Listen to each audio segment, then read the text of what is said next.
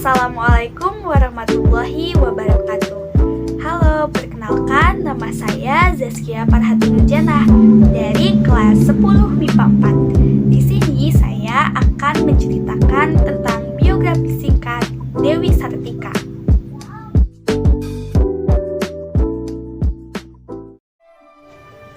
Dewi Sartika lahir pada tanggal 4 Desember 1884 di Cicalengka. Dewi Sartika dilahirkan dari keluarga priai Sunda, Nyi Raden Raja Permas sebagai ibundanya dengan Raden Somanegara. Meskipun bertentangan dengan adat, orang tuanya tetap menyekolahkan Dewi Sartika di sekolah Belanda. Setelah ayahnya wafat, ia diasuh oleh pamannya yang menjadi patih di Cicalengka. Oleh pamannya itu ia mendapatkan pengetahuan tentang kebudayaan Sunda. Sementara wawasan kebudayaan Barat didapatkan Dewi Sartika dari seorang nyonya asisten residen berkebangsaan Belanda. Sejak kecil, Dewi Sartika sudah menunjukkan bakat pendidikan dan kegigihan untuk meraih kemajuan. Dewi Sartika memiliki cita-cita untuk mendirikan sekolah. Waktu itu, Dewi Sartika baru berumur 10 tahun.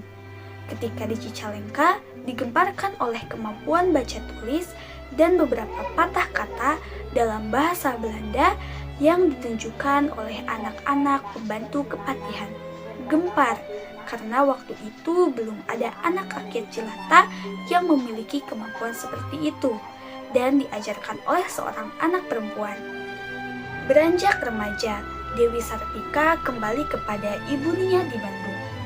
Jiwa yang telah dewasa semakin menggiringnya untuk mewujudkan cita-citanya. Hal ini didorong pula oleh pamannya Bupati Martanagara. Tetapi, meski keinginan yang sama dimiliki oleh pamannya, tidak serta-merta dapat mewujudkan cita-citanya. Adat yang mengekang waktu itu membuat pamannya kesulitan dan khawatir. Akhirnya, dengan kegigihan Dewi Sartika, ia bisa meyakinkan pamannya untuk diizinkan mendirikan sekolah untuk perempuan. Pada tahun 1906, Dewi Sartika menikah dengan Raden Kanduruan Agah Suryawinata. Dari pernikahannya tersebut, ia memiliki putra bernama R. Atot yang merupakan ketua umum VIVB, sebuah klub sepak bola yang menjadi cikal bakal Persib Bandung. Suaminya juga memiliki cita-cita yang sama dengannya. Suaminya tersebut merupakan guru di sekolah Karang Pamulang yang merupakan sekolah latihan guru. Sejak tahun 1902, Dewi Sartika telah merintis pendidikan bagi kaum perempuan. Di sebuah ruangan kecil, ia mengajar di hadapan anggota keluarganya yang perempuan, seperti memasak, menjahit, menulis, membaca, dan sebagainya. Setelah berkonsultasi dengan Bupati R.A. Martanegara pada tanggal 16 Januari 1904, ia membuka sekolah istri yang merupakan sekolah perempuan pertama se-Hindia Belanda. Tenaga pengajarnya 3 orang, yakni Dewi Sartika dibantu dengan saudaranya, yakni Nyi Purwa dan Nyi Owin. Murid-murid angkatan pertamanya berjumlah 20 orang.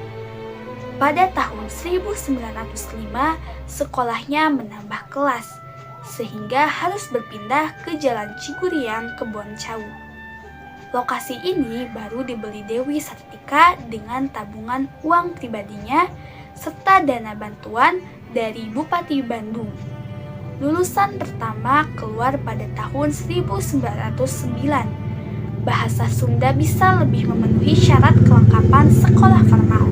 Bulan September 1929, Dewi Sartika mengadakan peringatan pendirian sekolahnya yang berumur 25 tahun, yang kemudian berganti nama dengan Sakola Raden Dewi. Atas jasanya dalam bidang ini, ia dianugerahi bintang jasa oleh pemerintah Hindia Belanda. Dewi Sartika meninggal pada tanggal 11 September 1947 di Tasikmalaya dan dimakamkan dengan suatu upacara pemakaman sederhana di pemakaman Cigagadon, Desa Rahayu, Kecamatan Cineam. 3 tahun kemudian dimakamkan kembali di Kompleks Pemakaman Bupati Bandung di Jalan Karanganyar, Kabupaten Bandung. Dewi Sartika baru mendapatkan gelar pahlawan 19 tahun setelah ia meninggal.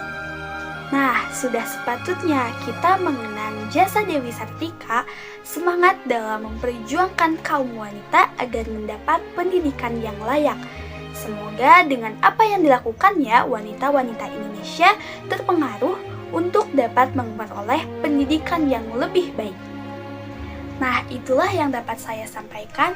Semoga kita dapat memetik hikmah dari keteladanan biografi Dewi Sartika dalam memperjuangkan kaum wanita. Wassalamualaikum warahmatullahi wabarakatuh.